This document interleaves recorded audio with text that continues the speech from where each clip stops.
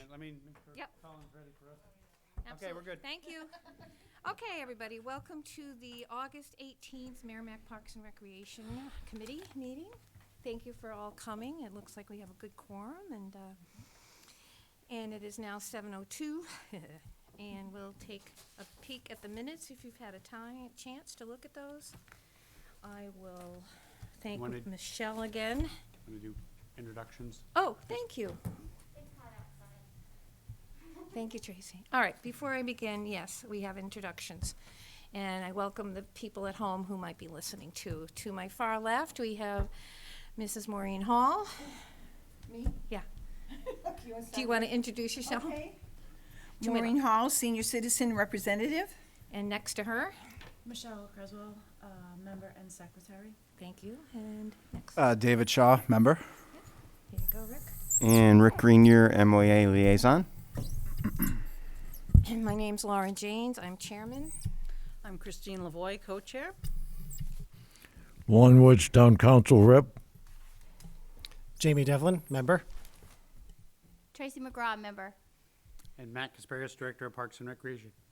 Great. Thank you very much, everybody. Thanks for joining us on this incredible evening. Toasty evening. Toasty, yes.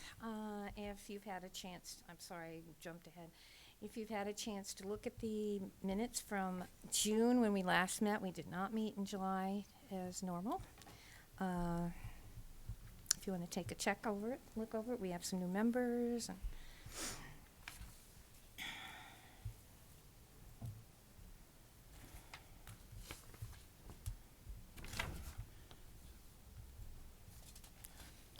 well, at least you had a concert, Matt.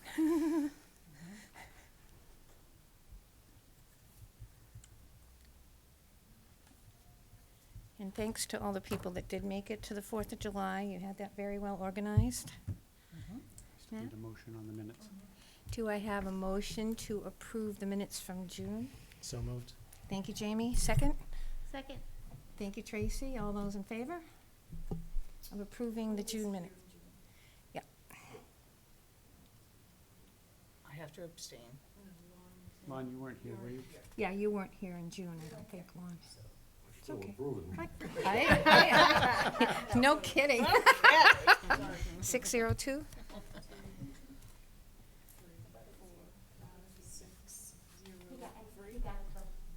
Yes. See you guys. Oh, is it? I have to abstain, yes. Thank you very much.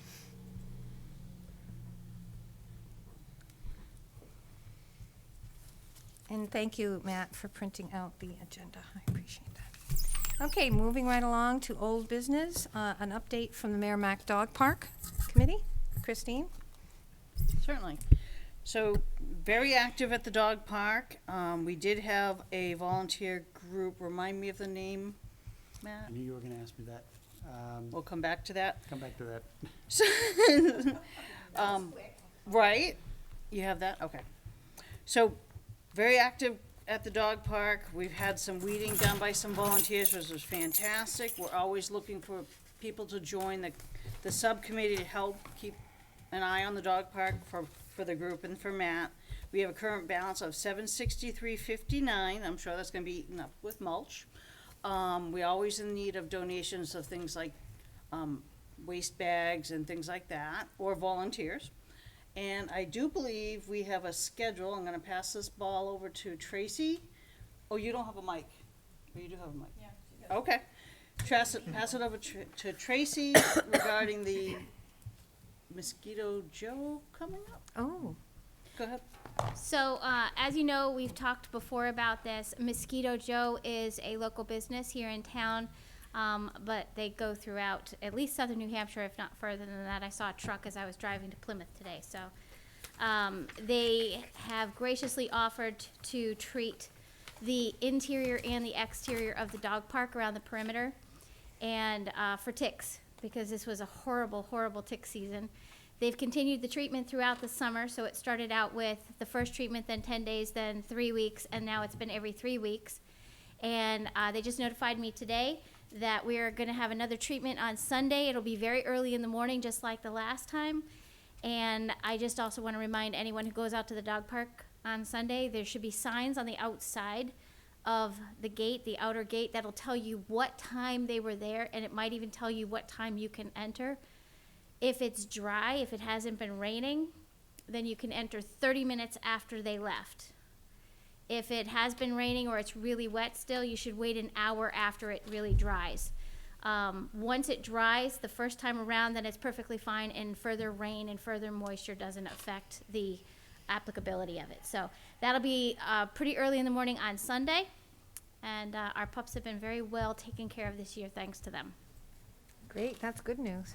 Matt, did you want to add something? I do have the name of that company now. It was the Melanson CPAs, and they were there on July 26th. And they did a fantastic job. Oh, So that's shout out nice. to the Yeah, it was Melanson about 15 CPA of group. them that came Wow. over that day and spent the That's- morning and really cleaned it up. Yeah, it looks fantastic. That's great. That's wonderful news, thank you. All right, moving on to some new business with goal-setting discussions for what's coming up in the next, All right, so Here. we Thank you, Matt. started this discussion back in June, or I gave you a primer on this back in June of, we've come a long way in the 7.5 years that I've been here. We've done more than $500,000 worth of improvements. We've really done quite a bit, not to mention, 25 scout projects over those years. Got the revolving fund established, and as well as building the dog park. And so the question then becomes for tonight and moving forward is, where do we go from here? What I wanted to do tonight is kind of talk about what I have on my current working document of the next 5 years.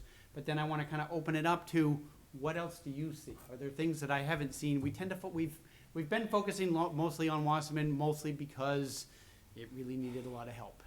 There was 10 years of backlog maintenance, and we're still working through some of that. But looking ahead, we're looking at the other parks in town, what do we want to add? So what I want to do, just kind of go quickly here, is go through what tentatively is in the CIP plan. This is not a final number tonight. This is just when we meet in September. We'll incorporate anything we add tonight to that list, and then I'll do more of a formal presentation when we meet in September on the CIP, because I'll have to turn that in at the end of September, usually to the town manager. So right now, for next year's budget, which would be funds available July 1st of next year, we had originally planned on replacing the roofs of 3 of the buildings in the park at Wasserman, cabins 12, cabin 3/4, and the boathouse. At the time, the estimate was just under $16,000. One of the challenges, which I'll talk about a little later tonight, is we've had a new roof leak spring up in cabin 910 this summer, which still unfortunately isn't fixed because we haven't been able to get contractors in because they're all so busy. So we're going to either need to add cabin 910 into this next year's cycle, which would put us up to about $22,000 for 4 building roofs, or maybe we'll push one of the buildings out one more year, and I have to think about that and kind of look at the roofs a little bit more to figure out what we can do there. So that was the first one I have for next summer. The second one is, we had talked last year, we had a request from MYA for irrigation for the football field practice area at Wasserman. If you've seen it down there in the summer, when football starts playing, the grass is pretty much gone. It's dead, it's burnt, and it's just a cloud of dust. We've tried to spread them out a little bit to other locations in town this fall, so hopefully it'll be less of an issue.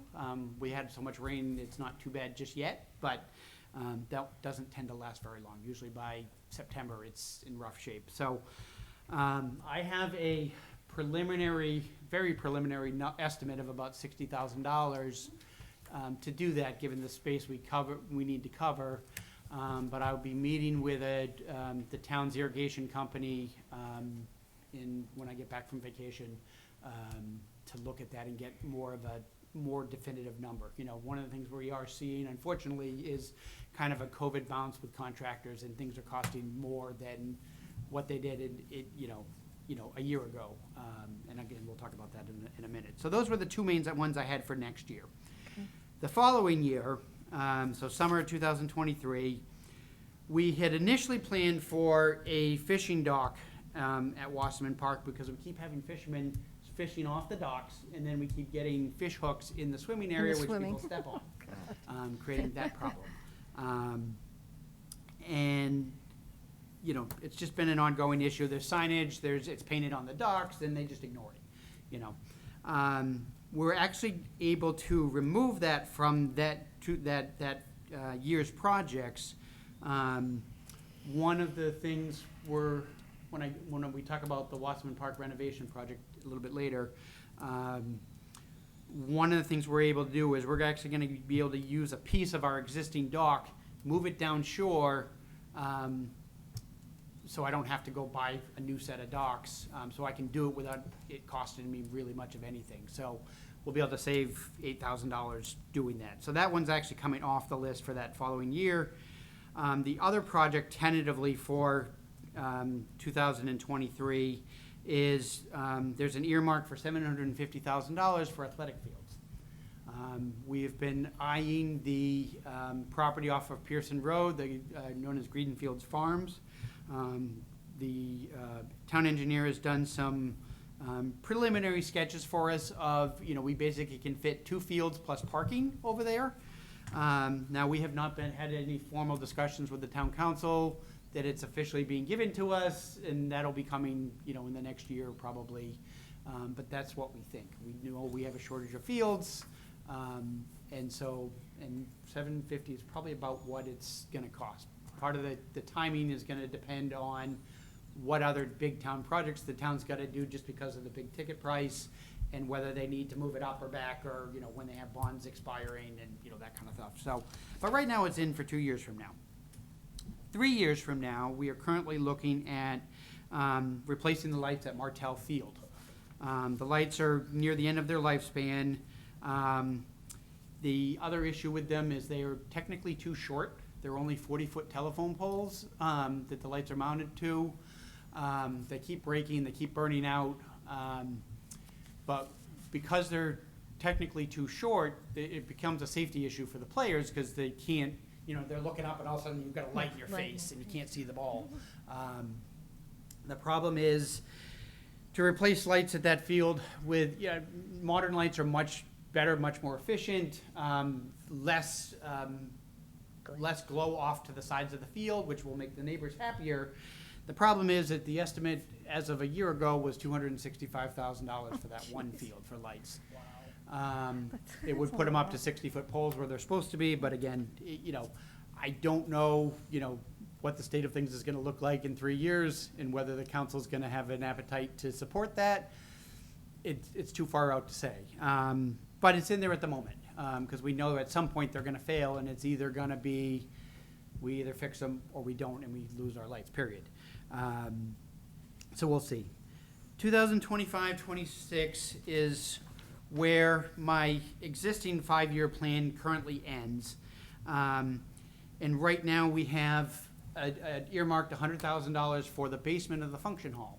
If you've never been in the function hall, it technically has 2 floors, the main floor, which everybody knows, but in the basement there used to be, it actually was originally bedrooms. When it was a private camp, it was staff bedrooms. Each room had a toilet and a shower and a sink and beds, and it was where the international staff for the camp slept. I'm told when the town first took over the property, the town actually used to rent those rooms out to people to sleep out and camp out there.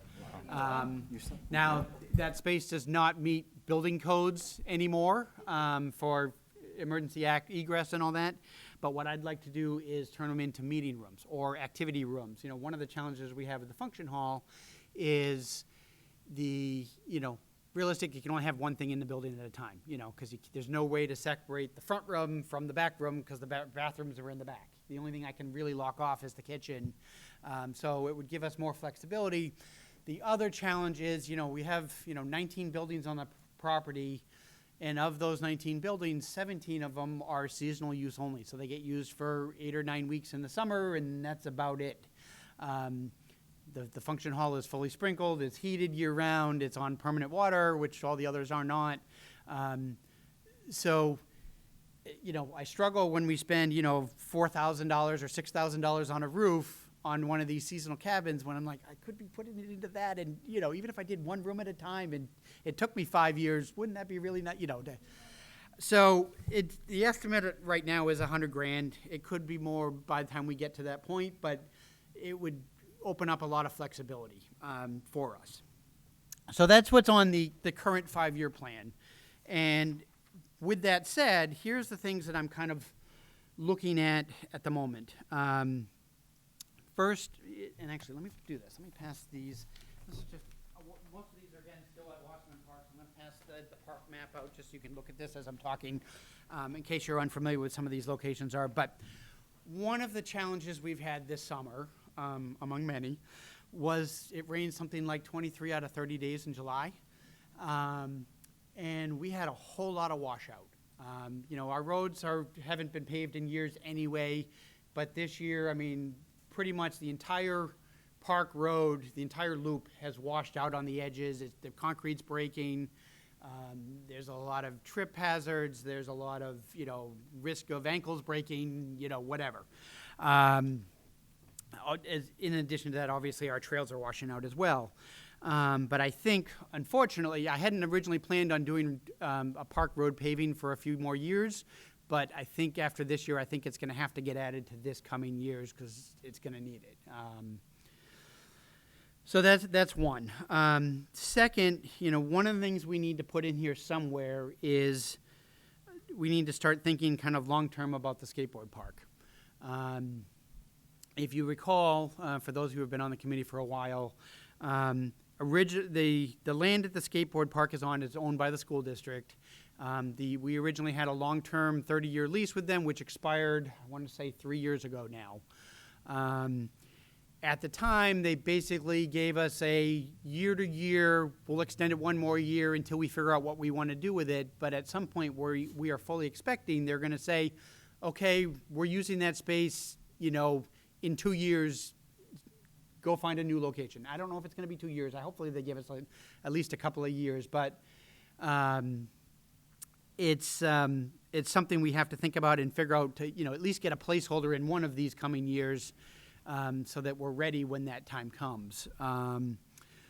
When we last talked about this a couple of years ago, we were originally looking at, you know, we had kind of looked at all the sites in town. There really wasn't a space. We wanted center of town, but there really wasn't a space at MYA to put it. There wasn't an appetite from the town council at the time to put it at Watson Park. And so at the time, the best recommendation we came up with was Bishop Field. When you pull into the parking lot at Bishop Field, there's kind of two patches of grass. One right when you pull into the parking lot on the right-hand side that would technically be big enough, right, but it's right by the road. And then there's another one that's kind of on the other side of the field, which I'm told MYA does use occasionally for some sports for practice. So we would be taking that space away if it went there, but at least it's further away from the road. Now the equipment we have is original. The structure of our skateboard park it's a wooden substructure, and the skate-like panels. You know, one of the challenges with it is the skateboard park was built on asphalt, and when we get these really hot 95-degree days in the summer, the quarter pipes actually melt into the pavement, causing the whole thing to shift, and then our panels buckle. And so usually about every year and a half, we spend $3,000 or $4,000 replacing those panels on the two quarter pipes to get it back into space.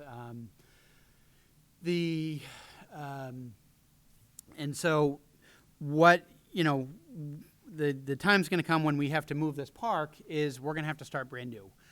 If we try to disassemble this thing, it will not go back together. We have a feeling it'll just kind of fall apart. And so, which is probably better anyway, because modern skateboarding materials are so much superior compared to what they were, 20, 25 years ago. To build, basically replicate what we have now is between $85,000 and $100,000 at this point. And that's the full base. I would put in a concrete base instead of asphalt. There's a question mark about whether we'd fence it or not. You know, some of those kinds of things, which might depend on where it ends up getting put, might dictate some of those questions. But, you know, realistically, $85,000 to $100,000. One of the other projects we talked about is, or have been talking about for a couple of years now, is up at the dog park is lights. You know, obviously, especially once you get to the fall, in the winter, you know, it's dark at 4 o'clock, and it kind of makes the space unusable. Officially all parks close at dusk unless it's a scheduled activity. Well, if we put in lights, it becomes something that would be allowable. And it would obviously open up that usage during the winter, in late fall, winter, and spring months when they really can't use it. You know, it's something we'd put on a timer till, you know, 9 o'clock or 10 o'clock or whatever it happens to be. But it would expand the hours of the park. I don't know yet what lights will cost. I want to say when we put the ones at the ice skating rink, for some reason, it's 20 grand is sticking in my head, and that was, I think, 6 poles. Dog park's bigger, it's going to be more, so, but what that number is, I don't know yet. So it's one of the things I have to look into.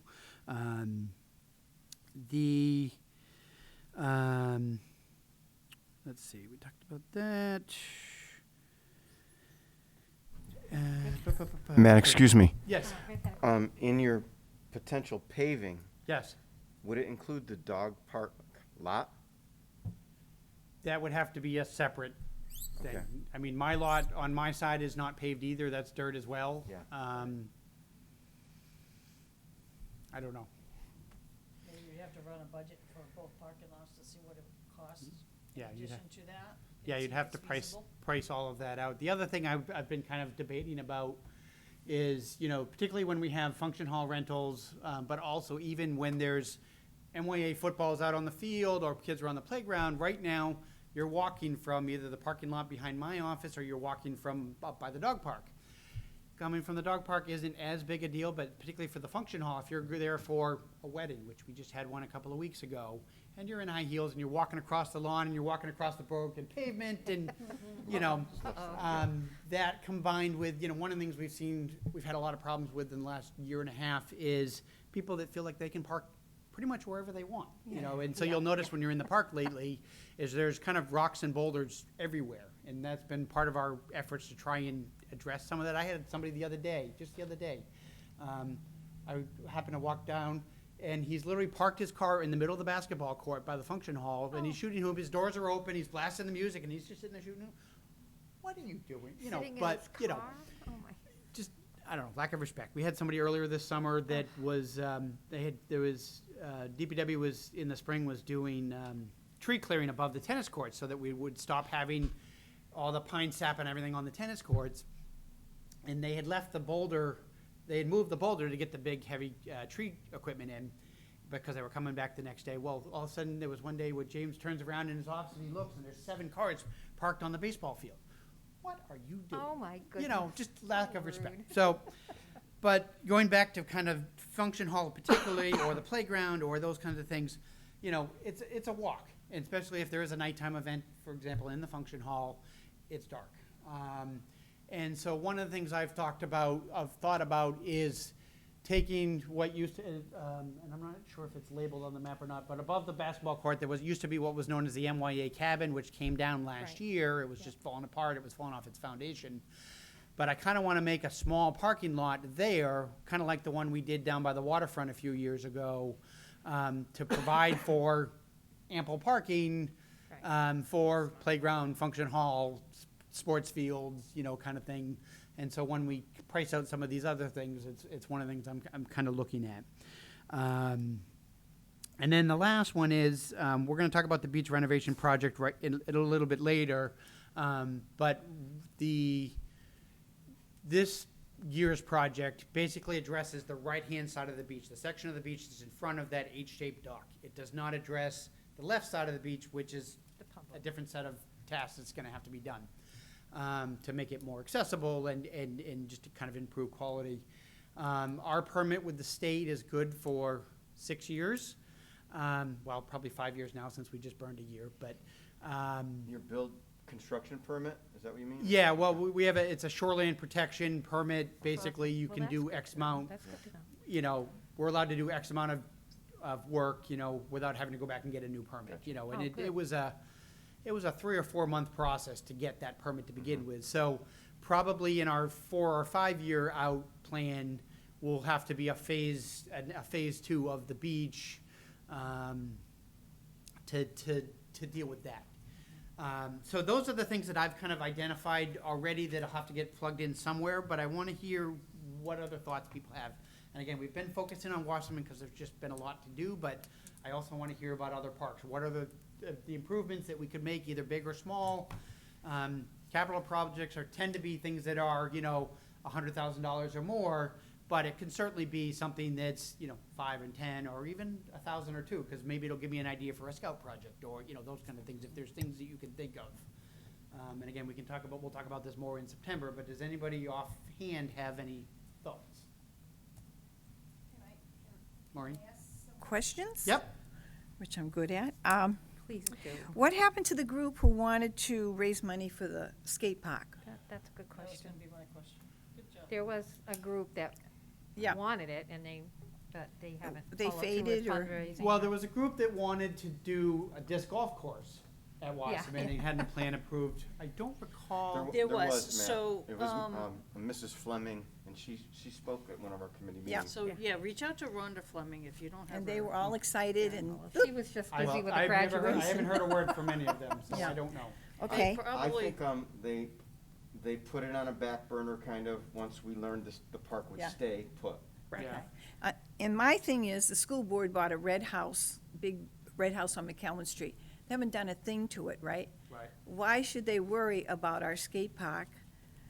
I mean, if they can't even figure out what to do with that building, it's gonna take them like 10 years to figure out to do And it. and it's possible, but, you know, You the know? challenge is, the town's not gonna wanna spend a lot of money on this skateboard park Yeah, if it's gonna move. if it's gonna get torn down in a year or 2 years or 5 years, Right, you know, so yeah. that's the challenge. Yeah. Over there, and so in the meantime, it's just kind of caught in limbo. yeah. Um, At least Bishop Street is closer. Now, the other issue I Bishop. heard with the building you're talking about is, I seem to recall that there was a whole bunch of electrical or building code issues. Oh, It was that may full prevent last it. year. So they may go, nah, it's too much work here, we're gonna go over, you know. Yeah, Because there was talk, I think, of about an admin building at one point, and who knows whatever else, but. yeah. The other thing I was gonna ask you about too, the Eagle Scout, the lights that they did, the solar lights, couldn't we find some more Eagle Scouts to put some more lights in, so you don't have to pay? Come I in. thought that was water for a second. That's a Oh, dog. It's Barley. The Eagle Yes, we can Scout- always try for more. It The sounds- lights that are kind of lining the park road would not be bright enough for inside the dog park, and you'd need like 100 of them, you Oh. know. But coming up the hill, Yeah, well, right now, the between two different scouts, we had lights that start basically by my office, go down essentially to the tennis courts, and come back all the way up, and then they also goes across the connecting road between the two. But we didn't go all the way to the beach. Did- And we didn't go into the parking lots with those, but, Oh, okay, because I was gonna be part of mine, and maybe doing the parking lot with a few of those, as well as that walking path from the football field down Mm. to the lower end. I don't know if that's a popular place in dust time. I know MYA has wanted lights there, and I don't think the solar would work there because of the tree They cover. don't get enough. Oh, They don't maybe. get I think enough you need a sun. hardwired light Yeah. to do that. okay. So, It's always something, right? but yes, I can look, I do have one more question. yeah, I'm Please full go, of Maureen. questions tonight. Good. The lights for the ballparks, now, that's a lot of money. yes, it is. And do you rent it out enough after dark? I mean, it just seems like, So here's the challenge with rentals. Any Merrimack-based team gets to use Merrimack Fields for free. They have to have 80% residency on that team to use it, but that's Merrimack men's softball, that's MYA, and so they pay nothing. You know, MYA doesn't pay to use Vice Field lights, or, you know, technically I pay that bill actually, so there is some rentals, but it's $3,000, $4,000, $5,000 a year, but So and again, I don't know if what the council's impression is gonna be at some point, but I do know that the lights are getting to the end of their span. And like I said, it's actually survived this season without any breaks, but the last 3 years, we've had at least one tower of lights shut down, and it's a pain in the butt, because you actually, the town's cherry picker machine, the bucket, isn't tall enough to reach the 40-foot poles, so they have to then rent something, but they have to coordinate the rental with the custom electric to come in, so it's one of these, it takes a month to get it fixed, and, so I don't know what the answer is there, but, what happens, you don't want to necessarily set the precedent either. What happens if, tomorrow the lights over here at Bice Field for MYA break and need to be replaced? It's a big ticket item, and I don't know. I'm done. Okay. I just, I sit here contemplating, saying, God, I said, we used to play baseball when it was Yeah. dark. I mean, it just seems like Mhm. if you're making money, yes, put lights, but if you're not making any money. You're not going to make enough to recover that cost. Flashlight or put your headlights Yeah. on the car. Yeah. Sorry. Other thoughts? Any other thoughts, people? Oh, please, somebody else ask questions. Yeah, well, I do have a thought. Yeah. So I noticed that this summer camp, we had an esports camp for Minecraft. Has there been thought about expanding and kind of diving deeper into esports as a program, line of program? We've tried a little bit. There was a program we started running during COVID over the last year that was all virtual based. They do it from their homes, and they have their game system and all that, and it's all Merrimack kids playing other Merrimack kids. We did not have a lot of participation in that for the virtual things. Other towns have had better luck with it, but we have not. The Minecraft camp that we're running next week is an in-person thing. We have contracted out to a company that comes in, provides basically everything, but they're all in a room, and so there's some in-person camp building kind of thing. We have 12 kids. It's not I'm not sure there's enough of an interest to it. I've actually had some criticisms when we were doing those virtual esports over the winter, from residents going, you shouldn't be promoting virtual gaming, and, 'cause, It They're is gonna huge. do it anyway. I mean, it's exploding. It is exploding. yeah. So I don't know. I don't know what the answer to that is yet, but we have not had a lot of success getting it out there here. We even had, which one was it? One of the games, was it Minecraft? Rocket League or Minecraft or one of them. We got it set up so it's actually free to participate, and it's just a free program, and we actually get a percentage back from the company anyway for helping to promote it, but it's still Merrimack kids, and even that hasn't had much of a interest in free, so I don't know. Okay, fair enough. Other thoughts on, Is that something you want Infrastructure. to look into for us, Jamie? Well, I certainly can. I mean, I work for a nonprofit, and Yeah. we do quite a bit of fundraising and Right. Okay. activation through e-gaming. It's extraordinarily inclusive.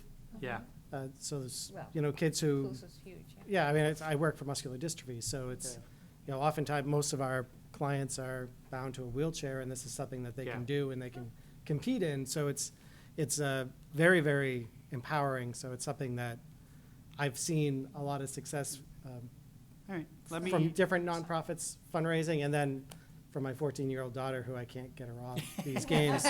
Just And there's that too, anecdotally, it's I know they're out there. So maybe it's a marketing thing, maybe it's something else. Yeah. Maybe there's no interest here, and that could be it too. So I just figured I'd throw it out. Could be. There was a kind of a coalition of towns that put together, it was a league, so it was, Merrimack was competing against Amherst, Milford, Nashua, Peterborough, but it was all rec department program, Yeah.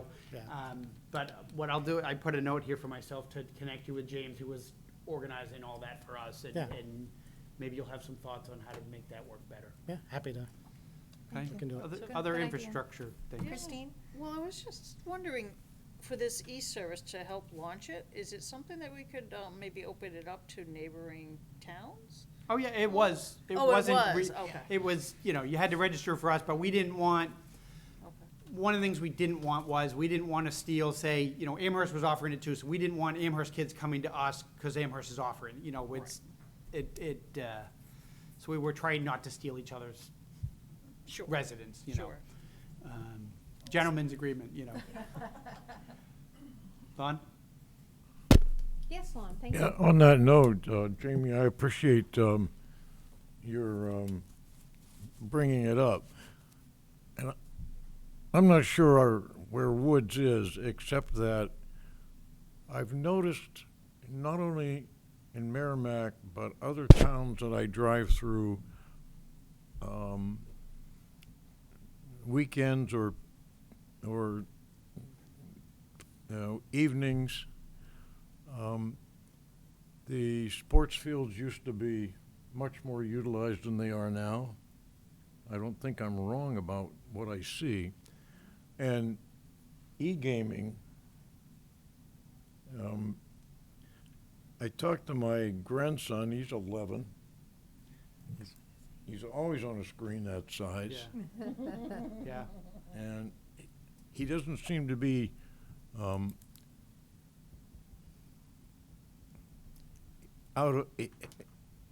unique in that, Yeah. and that's just a perspective. And I think when we talk about long-range planning, yes, the park, yes, recreation, yes, but I think we better keep track of Yeah. what these young kids are Mhm. really into and what they're doing. So, yeah, you've made the note, and I Yeah. encourage Yeah, continued and there are some thoughts places out about there, I that. mean, there are Thank you. whole collegiate leagues and high school tournaments, and, I mean, it can be big business, and we just haven't figured out how to tap into it yet, so. One thing I'd like to add is just credit to Jamie for thinking outside the box Yeah. a little bit, because as many times as I've sat here, I've never really given enough thought to our special needs populations that want recreation too. Yeah, You know, it's never crossed my mind, and so we should start. yeah. Okay. Thank you, Rick. I- Anybody else have? One other question, if I Yes, could. please, Sorry, go the ahead. newbie's asking a bunch of questions. No, They were on a roll, go for it. Yeah, well, this one might sink me, we'll see. So coming from a place of not knowing, has there been, or is there an appetite for public-private funding models for any of the infrastructure or larger projects that the town is thinking about, or specifically Parks and Rec? Yes, I think so. Part of the challenge has been trying to find the time to develop said public-private partnerships. You know, we've done it on very small scale, you know,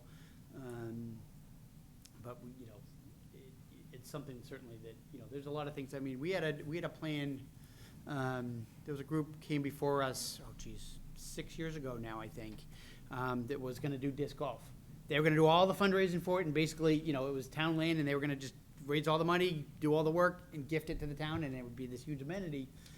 And, you know, they're like, 6 months, we'll have it done. beautiful. You know, it was $14,000 was the estimate at the time. And we had the site picked out, it was all approved by the council, and 2 years went by, the leader of the group moved out of town, and it fell apart. In 2 years, they had raised $800.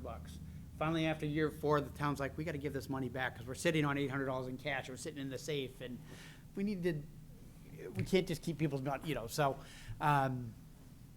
so yes, there is definitely some opportunities there.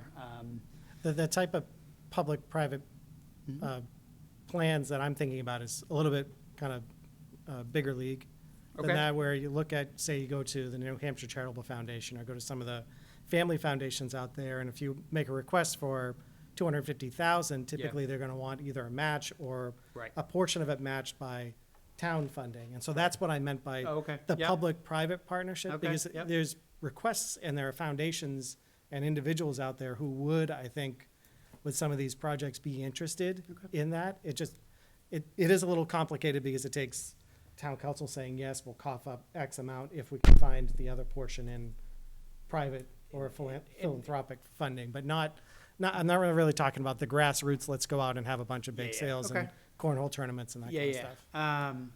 The other challenge with that is the town historically has been hesitant on like grants and things. They've been burned by them in the past. And O'Gara Drive is the prime example.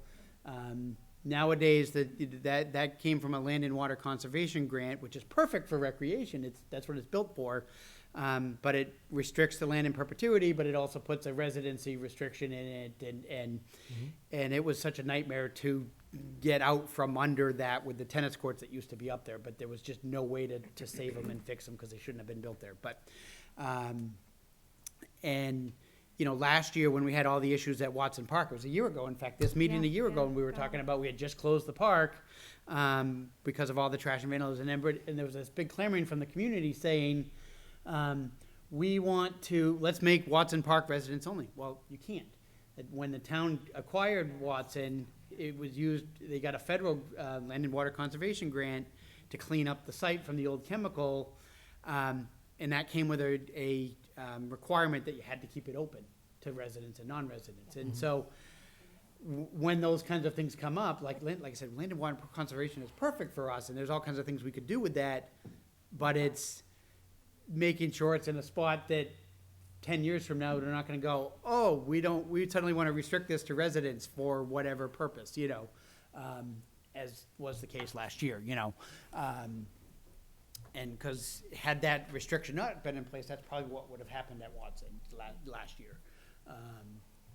And so they've been gun shy about grants. You know, we were fortunate, the dog park, the dog park actually has a similar restriction from PetSafe. When we got that grant from them, that it has to be open to residents and non-residents. Now, Wasserman, we've never taken federal grant money. Like, wouldn't it be nice to fix the beach with federal grant money? Well, if they do, then they can't restrict the beach to residents only anymore. And so the town hasn't wanted to take that grant money, even though we've got, you know, a couple $100,000 worth of work to do down there, Right. because they don't want to do that. So it's a fine line sometimes. Sure. Very muddled when you get to the feds. Yeah, well, that's not my skill set, the Fed, so I won't put my hand up for that one. All right. Any other thoughts those on are other good thoughts, yeah. bigger projects that I haven't identified at this point? And again, we'll talk about this a little bit more. I'm gonna, unless there's any kind of real strong leeway to this should be first or second, you know, I'll put together what I think will maybe work, and then we'll talk about them and can kind of move them in September from there. Has anybody reviewed the parks recently? I know we What- haven't done that past year. My different. Look at the agenda. The next agenda item, let's go. Are you ready to go? That's a segue for you, Matt. Thank you. Good segue. Yeah. Going back until, it's been 2, maybe even 3 years. It was definitely before At COVID. least. We used to do kind of once a year a review of, we'd have the committee kind of take an assignment and go look at the park, walk around, look at things like broken equipment, graffiti, better signage, a new amenity that could be added, or you know, anything, just better access, better, more accessible, or, you know, those kinds of things, you know. There are, you know, parks like Wasserman I'm at every day, and even then, there are stuff that I don't see after a while because I'm focused on other things and, you know, whatever, but I spend certainly most of my time there versus, you know, the Depot Street boat ramp, maybe I get up there once a year, you know, as just as an example. And so what we used to do with this committee is once a year, we'd have everybody kind of take an assigned location and just go look around, come up with, you know, a couple of sentences, you know, things that need to be addressed, you know, whether it's maintenance or whether it's long-term plans, something like that. You know, one of the ones we had found a few years ago was the boat ramp at Veterans Park was originally a gravel ramp. And that was one of the things that had been identified by one of these meetings, you know, going back 5 or 6 years ago. And it took us a few years to get it done because it was an expensive project. But now we have a nice boat ramp up there. And so I have kind of the list of our sites, if, what I'd like to do is have people I'll read them off, and if people want to kind of take that under take that selection, and then between now and next meeting, again, find some time to just take a look and kind of report back to us next month, with those things. So first one is obviously right over here at Abby Griffin. Maureen. You get to walk to it. I'll roll down the hill. Oh, don't. Bishop, I did that one last year. you want to do? In front of the middle school, Right at the intersection. down the hill in front, yeah, at the end of Babusik Lake Road. Okay. Start. Okay. Depot Steep Boat Ramp. Christine. Oh, it's awesome. It's on Depot Street. Reed's Ferry Market, take a right, and it's straight down at the All end of the the way street. There's a down. little parking lot that holds about We'll go down there 4 or for a walk. 5 It's cars, pretty. and then you walk down it. It's a downhill. It's a carry-in boat ramp, like canoes and kayaks, but it's the access to the Merrimack River. Now, there is some plans. There's usually graffiti there. Oh, yeah. There is some plans to replace the apron behave yourself. into the river right now anyway, that DPW's been working on, but still good to look at it and just. Approached me, what's his name, Bob, the guy that's on, does the TV thing. Bob LaRue. Something about, they said, the state has something they wanna, if they have a grant to put a boat ramp in, another boat ramp or something. I said, I Oh, don't your microphone, hon.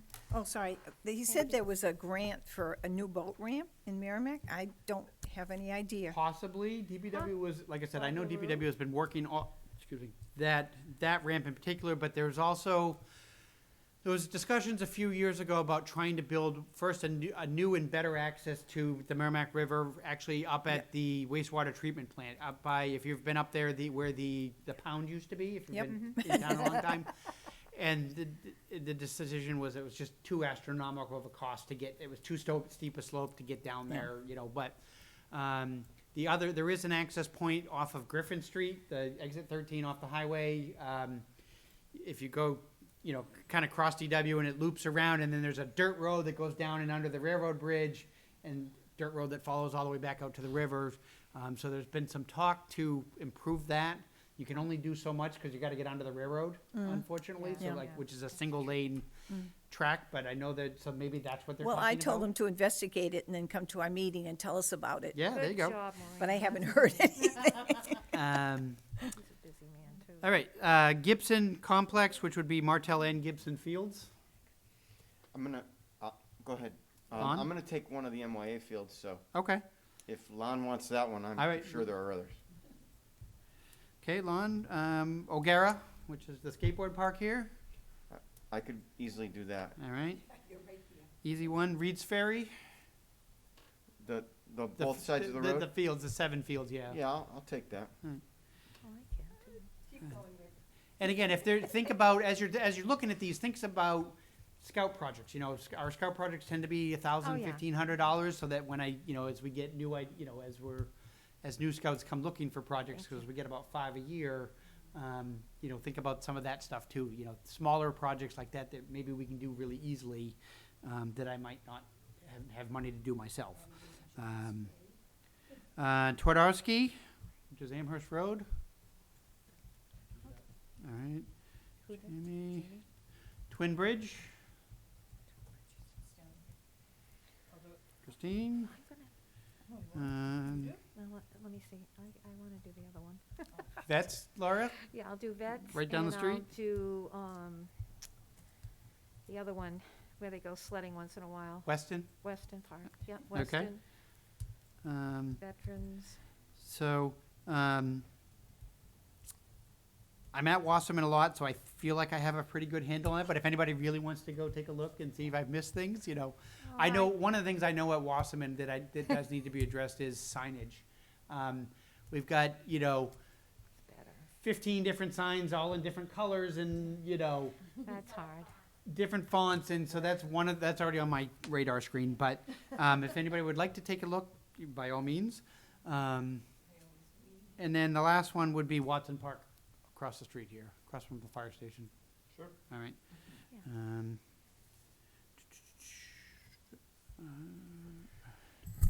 Yeah. Matt, excuse me, I Yes. can't recall, but I remember hearing something about a new bridge proposal. Maybe I heard it at a town council meeting for Twin Bridge. Yes. So, this is a little off topic, but that's Okay. okay. So, part of the 275th anniversary, a group, part of that committee wanted to make a gift back to the town as kind of like a birthday present. This is gonna be a multi-year project, but if you were in town for the 250th, they raised money for the bandstand at Abbey Griffin. That's where that came from, was a group that fundraised as part of the 250th birthday. So, part of the 275th, which I lead, they have, they looked at a lot of, what can we give back to the town? And so they came up with the idea of a covered bridge, a historic covered bridge. If you go follow the trails down through Twin Bridge Park, there's two bridges that cross over Babusick Brook. That road, where that path is the original road through Merrimack. Yeah. And so the thought is to build a covered bridge on that first bridge crossing over the river, which eventually could be, electricity. Then you could use it as a rental facility. It basically will look like there's, if you go to the town website, there's a box on the front page that says Merrimack 275th, and it'll link you to pictures and all that kind of stuff. But it basically, if you've seen the Flume Bridge up in Franconia Notch, the model is basically that bridge. 12 feet wide, 60 feet long, so you could do it for like events. You could do, it'd have power. It'd be a nice wedding site, but just a historic, kind of tying the history of the town back in. So now this is a monumental undertaking, as you can imagine. We have estimates. The current estimate is $500,000. The committee working on this feels that they can raise it. It's going to take some time, probably 3-4 years, maybe. The thought kind of is, Merrimack actually has two birthdays. It was 1746 and then 1750. So it was when the north end of town was added. And so maybe by the time we get to that, then, it'll be done. But it'd be kind of something, a cool identifier. Covered bridges are, historic in New England. It would be an attraction for the town, those kinds of things. So you're going to start seeing and hearing more about that in the coming weeks. I think the current plan is kind of fundraising officially is going to get kicked off in September, late September probably. And it's going to take, like I said, a few years to do this, but should be cool. Chuck Mower, if you know Chuck, did a presentation for Rotary a couple of weeks ago. He actually built a model of it, a scale model of it, which is really pretty cool. And so there's a video online of that presentation, and he kind of talks through all the history and all that kind of stuff, and you can see the model and that's kind of, so it's neat to check out. Thank you. Yeah. Great, good questions, thank you. Yes. Okay, so I think that's all the Is that sites. So all the again, if we parks? can kind of scale back, refer back to that next month Sure. with those, what you find. And then some of those things might get incorporated into the CIP stuff. Some of it might be just scout projects, and some of it might be just things like signage that, oh yeah, we need to fix that, and yeah, Okay, thank you, Matt. and guess what? It's my turn again. It's your turn again. Do you want a water or anything? No, I'm good. Okay. So, let's start with the beach. I actually have some good news on the beach. Yay.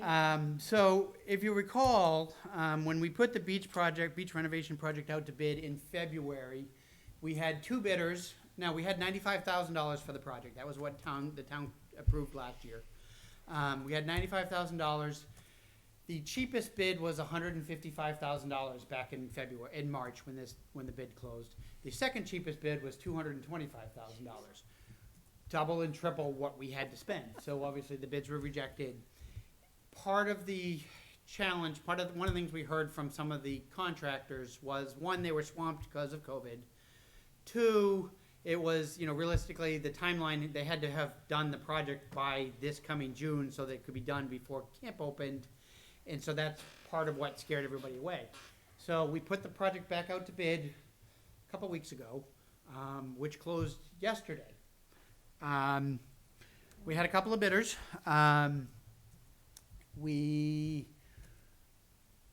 The prices are still high, but they're better than they were. The low bidder was $133,000. Actually, sorry, $129, because there was something that was in there twice by mistake. $129,000. Still high. However, I learned just this afternoon that I actually have some money left in my budget from last year that they're going to let me spend. This project was originally in last year's fiscal year budget. And so because it's last year's money, and I have money in last year's money from, because we didn't hire lifeguards and things last summer and some of that, we have some money. And we didn't do 4th of July last year and some of that. So we had some money left. So it gets us to within, 100 and, let's see, what did I say, 129, and I think we're at to 127, and probably $2 or $3 grand is gonna come out of this year's park maintenance budget, but we're gonna get it done. They have until June, this just happened this afternoon. They'll have until June of next year officially to get it done, and hopefully they'll do it before then. Originally, when we saw the bids, my first reaction was we were gonna have to steal, because I also have money in the budget this year to replace the docks, which are 30 years old. I thought I was gonna have to steal the money from the docks to get the beach done, and then go back to the town to ask for dock money. But fortunately, it doesn't look like I'm gonna have to do that, so we'll be able to do the beach and the docks in time for next summer. Great. So, That's good news there. Second, so camp. It's been a summer, and certainly one for the ages. Probably the toughest one I've had in 22 years. Oh. It's I haven't had a day off since April. Yeah. It's we started the summer with hiring challenges, like everybody. Nobody wanted to work, whether it was the extra unemployment, whether it was people just didn't want to work, whether it was COVID fears, whether it was who knows what. Nobody wanted to work. We opened camp with 2 lifeguards. Normally I have 4 to 5 lifeguards and 3 swim instructors. I had 2 lifeguards, no swim instructors. So we officially didn't run any swimming lessons this summer. Anybody that was certified to teach swimming, because you have to have a certification, if you did not teach last year because camps were closed and things were closed because of COVID, you lost your certification. You have to teach 1 course a year in order to maintain your certification. And so, but because a lot of people needed lifeguarding more, the providers of lifeguarding in WSI certifications focused entirely on lifeguarding this year. So there was no classes available for people, so we didn't do swim lessons. I opened the summer with 2 lifeguards, which was really fun when we had those couple of 95-degree days the first 2 weeks of summer. And now because of COVID, we were only had 1 group at camp at a time down at the waterfront anyway. But with 2 guards, I have a maximum capacity of 50 people. So when we had 95 people, okay, I've got, 25 campers and staff here in the water, so I can only take 25 people from the public. And so there were days where James and I had to stand down there and go, sorry, camp comes first, you're out of luck. They didn't like that very much. Fortunately, that only happened a couple of days on those really, really hot days. I actually had money in the budget for weekend lifeguards for the first time in 12 years and couldn't fill the jobs because couldn't get them. We originally were advertising $11.42 an hour for lifeguards, and I had to jump to 15 just to get to 2 people.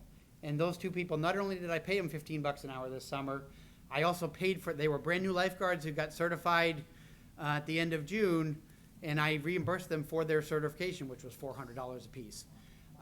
So it was an expensive summer just on the waterfront. So those 2 lifeguards I hired started July 5th. The other one I was missing, one of the other ones I was missing, so I didn't hire swim instructors. I was missing drama activity specialist, which is fine because some years I get it and some years I don't. I was the other one I was originally missing. I had originally I had a nature specialist and an arts and crafts person, both of which that I had hired in like March, and both of them dropped out at me at the beginning of June. Oh, jeez. I found nature the first day of orientation they started, so I got them in just in time. Arts and crafts originally fell to my camp director to run as well as everything else, and I found somebody their second week of camp. And then maintenance, I have a part-time year-round maintenance guy over there, and he only works 25 hours in the summer, and he didn't want hours. So the first half of the summer, James and I were playing maintenance from 1:30 to 5:30 p.m. every day, in addition to everything else. I finally found somebody for maintenance in mid-July, and we got there from there. I've had 2 employees quit this summer. I had to fire one. So that was fun. We've had 3 buildings with leaking roofs this summer. I've had 2 crushed septic lines, which haven't been able to get contractors in to fix said things. And my ice machine broke last week, which is a 20-year-old machine, and I'm not sure if I can get parts for it yet. So it's been a summer. It's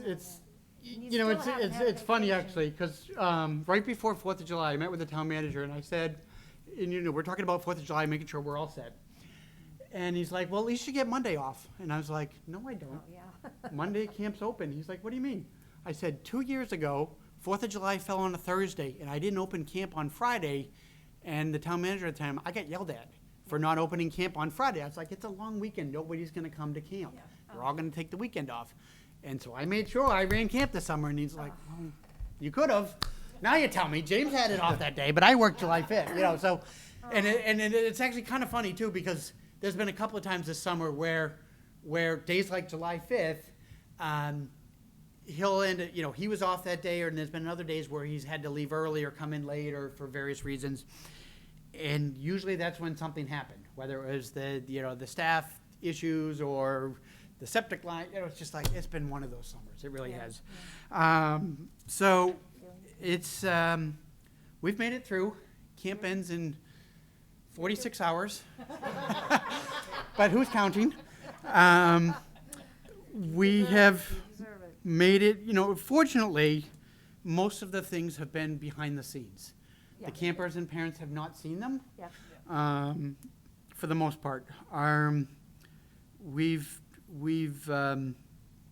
not going to say the C word yet, because we're going to wait until 6:01 p.m. on Friday to make sure that doesn't become an issue in the next 2 days. But our registrations are a little bit low compared to where I wanted them to be. I had budgeted. I had been hoping for 891 camper registrations over the course of the 9 weeks. We're at 864, so we're not bad. That's not bad. It's a difference of about $6,000 off of where I wanted to be. We had to bump lifeguard wages, which then triggered bumping some other things because suddenly lifeguards were making more than supervisors and whatever. But we're close. We're probably going to be, camp paid for itself, but part of the challenge is camp is also supposed to pay a sizable portion of kind of mine and James' salary and benefits, and we didn't quite we're probably $1,000 or $2,000 short of fully covering that, which just means that the school year programs that we run are going to have to make up that $1,000 or $2,000. We can do that. It's not $50,000, which would have been a problem, but we're getting there, we are starting to plan for fall. Things are starting to new activity. We've started releasing fall programs now. Hopefully we can get some fall in, and hopefully we don't have to start shutting things down again. We did do for the summer, and we'll be continuing through the fall for programs. Anybody unvaccinated in a program, staff included, if you're not vaccinated, you have to wear a mask, even though that's stricter than what the town's policy is currently for our programs. If you're unvaccinated and, for staff, and they provide me the proof of their, like I actually have to have a copy of their card, then they can go unmasked. Now, whether that changes as we go into winter, I don't know. It'll kind of depend on what the town council does in the coming months. As of right now, there's no changes, but we'll see. In the meantime, we're trying to do a lot more. We're trying to continue doing a lot of outdoor events. We're bringing back, for example, our second annual obstacle course, 5K obstacle course and race in October. We just booked a fall foliage sunset boat cruise up on Lake Sunapee, up open air cruise, that kind of thing. Just anything outdoors is where we can be. But there'll be more coming out once I can finally close the books on camp and can have a little more time to focus on said that. You're so close. Oh yeah, the other challenge was the rain. We talked about the 23 days of rain and the washout, and that was the other fun part. So camp is almost over. Concerts have been going well, as you saw down there. We had, we've been averaging about 140 people a week. People have been happy that they're out there. A lot of rain, which kind of decreased some of our crowd size, but we've been 140, 150 people a week for most weeks. We had initially planned 4 movies in the park this summer, and then, when we were working with the police to help them plan National Night Out, they said, can you please do a movie at National Night Out? I'm like, I don't really want to, because I'm already doing 4, and they're like, well, we'll pay for it. Okay, I guess so. So we've got 5 movies in the park this summer. We've gotten through 3 of them. We've had some reschedules and rainouts. The next one is next Friday, the August 27th, which is Ferris Bueller's Day Off at Wasserman at 7:30. And then the last one's going to be in September at 17th. We're doing Raiders of the Lost Ark, which is 40 years old this year. And all of our movies had anniversary themes to them. Ferris Bueller's was 30 years old. Beauty and the Beast last week was 30 years old. Wow. Finding Dory was 5 years old. So we had all done movies that were kind of milestone birthdays. And back in February, we had done a March Madness Right. bracket challenge. Right. And so each week we had put out a survey, and people voted in kind of a head-to-head challenge. And so these were the 4 we ended up with. So Did you have good turnouts at those, Matt, or? not as good as Yeah. past years. I don't know if it was the movies selected or if it's been weather or Probably everything, weather's been so yeah. weird lately. That's So okay.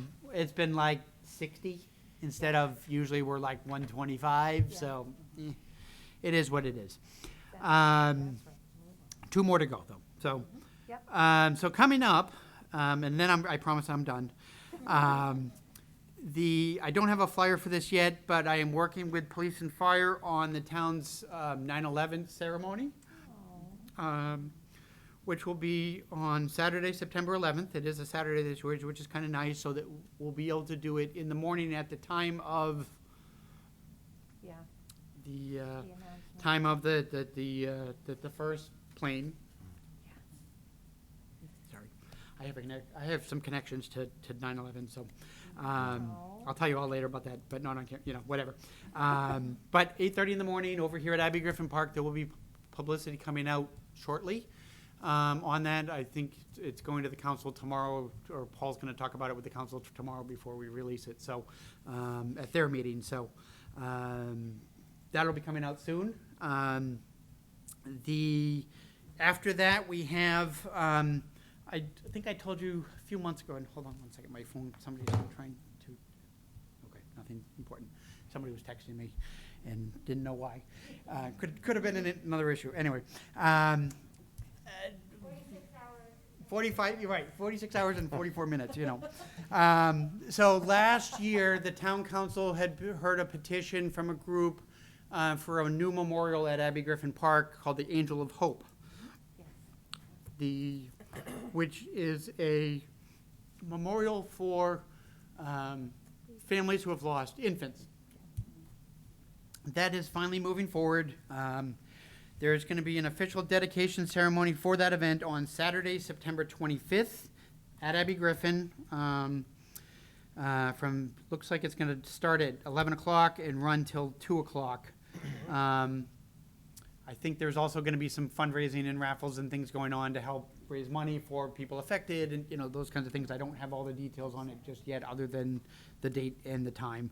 But that memorial, when you go down into the park, if you follow the courthouse road down into the park, like the paved roadway, when you get at the end of the pavement, basically in the grass to the right of the end of the roadway. So it won't affect stuff in the park. It'll just kind of be a quiet reflection space off to the side. Lastly, 275th, which we've kind of talked about on and off. One of the things had been talking about, the committee's been running events all year round. I think we're up to something like 27 events that we've run since April. And one of the things that we wanted to do was kind of a capstone end-of-year festival. The original plan was that the Rotary Club wanted to work with us and partner with us and since they didn't do 4th of July this year, they were going to kind of do the 4th of July type of festival kind of in partnership with us, and then we would do fireworks and some other things. They've decided not to do that. They are instead working with Budweiser on a Oktoberfest, which is going to be October 16th. That's an alternative. Which will also include kind of their Great American Rib Fest, which they usually do in June. So there'll be kind of ribs and beer in October on the 16th. We still wanted to do something to kind of cap off our year of events, and so I can put that hat away. And so what we decided, in the first, we were looking at October 4th, or October 2nd, sorry. And then I'm like, well, we've got the 2nd, then we've got our Nanticoke Challenge race on the 9th, and then we've got our annual Halloween party, and I'm like, are we crazy? Why am I doing this to myself, And so we've decided to basically combine the fall festival type thing with our Halloween type of thing into one bigger festival, and kind of using both resources. Now, so we're looking at Saturday, October 30th for that event. The location is to be announced at the moment. Tentatively, it's Wasserman Park, but I actually had a conversation with Budweiser myself today. And there's a possibility of moving and doing the event there. Because one of the things we wanted to do was fireworks. Now, the high school is not available for fireworks because sports are in season and I can't kick them off their own field for fireworks. We could do fireworks at Watson Park at night. You can't do a festival. You can't really do a festival there and do fireworks there. I mean, there's no parking. That was the challenge that was the problem with the old Merrimack Rockets events, is you got to walk from up here. So if we do the festival part at Wasserman, it would be like a daytime event, like a 10 to 2 or 3, and then fireworks be over here at night. However, if we can work out something with Budweiser for the 30th, then we'd kind of tie it all in and it'd be all in one place. And wouldn't that be cool? Because you could either watch from there or you could watch from the outlets or...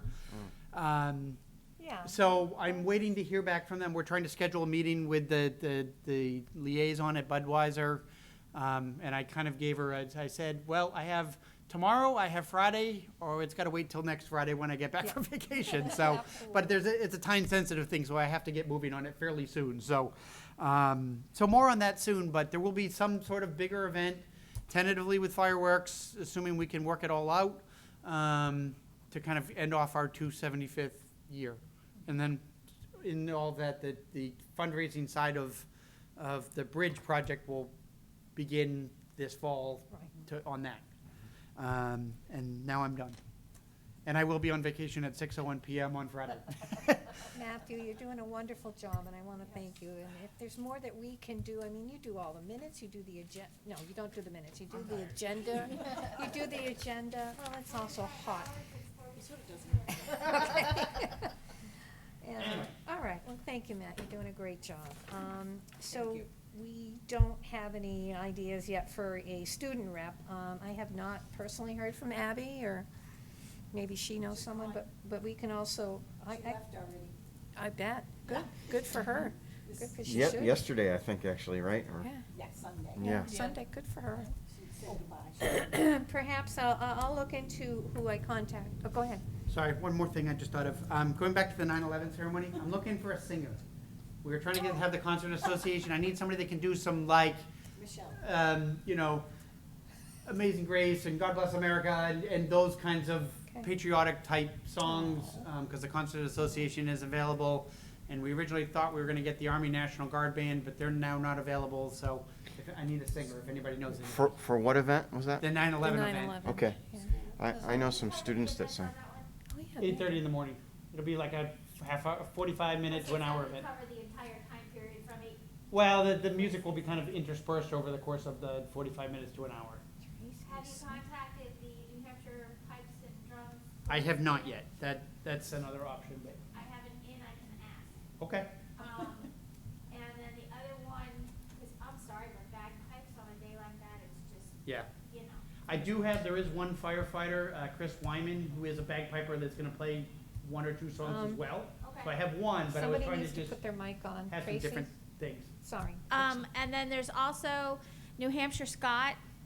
Scots, Yep. out of Concord, and they have people that play events as well as Okay. piping in people who are coming to Highland games. Okay. And Okay, I good. met one of those I needed security at the Department of Labor, and he was security, so, Okay. yeah. So I could check into that part of it. As far as singers, you're talking about somebody who's gonna do more than just the Star Spangled Banner and, you know, you're more than that, right? Yeah. Okay. I don't have that. It's a puzzle, you know, it's like the police are doing some, fire's doing some, VFW's gonna do some, the Legion's gonna do some. Legion by themselves is also gonna do their own event up there at night, but they wanna do their event at night, which they always do at night, so there's gonna be a couple of things going on that day. Unless we find someone from the high school, there might be Well, some and that's sing- the other That's thought is what- somebody from that's what the I high said. school. Now I'm done. Excellent, thank you. All right, well, moving on, and I'll contact the high school and see Okay. what we can do about that. Maureen? How are you? No, it's all right. Hey. Got your microphone on? Yeah, I just read your text too. I was supposed to get something. I just read it. Oh, stop. Sorry. It's a hack. Well, I wasn't gonna say anything, just, yeah. Okay, ruined my as you know, the day. senior center is open. Yay! Yay. We have about 55 to 65 people showing up on Monday. Oh, good. So they're, you know, protocol, some are wearing masks, some aren't. Yeah, And we have all the sanitizing stuff, so it's a wonder we don't have a spray thing walking in. Oh, stop. Okay. Yeah. So we have Texas Tenors that all signed up. We have 2 openings. It's at the Danvers Sports Yacht Club. So that's already, well, like I said, 2 more openings. Then it's, they have openings for the Newport Playhouse, and they're gonna serve us lobster, a buffet, and then afterward, they have a show, and then you go back and you sit and they have a cabaret. Nice. So, so they've had a lot of people sign up for that. Good. But it's hard because it's buses and people are really nervous, so Yeah. I know we're going with you with a couple things. You're taking over our trips, it's all right. They reached out to me. They said, do you want to do this with us? Sure. we No, can do that. yeah, it's hard because a lot of the elderly people aren't sure, you know, so Yeah. they're very afraid, so. But it's been great. I mean, I've gone a couple times. I don't go every single Monday. That's why I didn't sign up for anything, because I don't want to go every Monday. But they're having a good time. So they play bingo, Yeah, you know, okay. that's their favorite, so, not mine, but. July, yeah, yep. So, yeah, so they're keeping busy. Good. Doing a lot of And things. how does the building look inside now that it's Building inside is Inside. absolutely gorgeous. good? Yeah, I'll have I to come mean, by. you go in the bathroom, you don't have to do anything. Oh, really? The water comes out, the toilet's flush, your That's great. hands, oh my God, it's amazing. Good. You don't touch anything. Yeah. So, you know, That's. except one new. thing, but that's okay. Okay, that's it. All righty then. Okay, thank you, Maureen, I appreciate that, thanks for being here. We're gonna move on to MYA, please. Rick, thanks for coming. How can I follow her? And I'm faced with that monthly. So I have all kinds of good news. Our football season will begin soon, actually this Sunday, and there are 115 children playing football right now. Oh, that's great. we have approximately 275 children registered for soccer, which will begin in the near future. Baseball will offer a fall program, and right now they have about 80 children signed up. And lacrosse is trying something new that's called Fiddlesticks, which is an activity that uses almost like a mini lacrosse stick to get younger children involved. I'm pretty sure this is the first time they're trying that. Softball will also have a fall season, and for the basketball players out there, registration will open 9/16. If you recall, we didn't get a basketball season last year, though thanks to Parks and Rec's cooperation, we did have kind of a mini summer program at Wasserman Park. So it gave some children an opportunity to shoot some hoops, which was great. Oh, and I also forgot to mention, we participated in the 4th of July parade. We thought it was a good way to get MYA out there. I don't know why we hadn't done it previously. And I wanted to publicly thank our lacrosse director, Jill Mitchell, who spearheaded that whole thing. There were about 40 to 50 children that marched in the parade with MYA.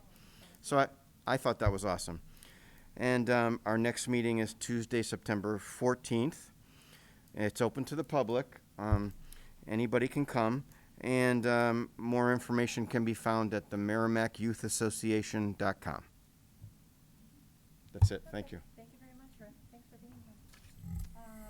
Nobody from the school board? Did we hear? Nope. Anybody? Shannon was supposed to be here, but I don't know. Yeah. Probably another meeting. Hi, Lon. Thanks for coming. Nice to see you. Town council. Yes, the town council will become busy again tomorrow evening, and I'll have further word from there. Thank you. Thank you.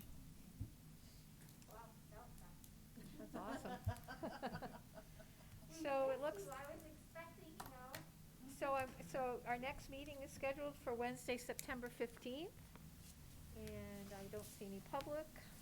Anybody have any more comments, questions, concerns? We all know which parks we're looking at.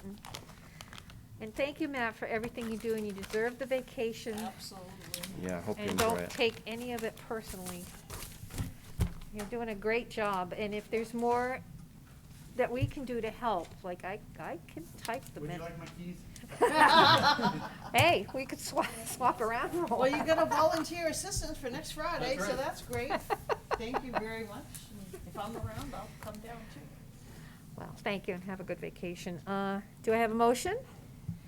Thank you, Tracy, to adjourn the meeting at 8:24. I'll second. Second, thank you. All those in favor? Okay. Thank you, and thanks for coming, and appreciate it. Thank you, Michelle.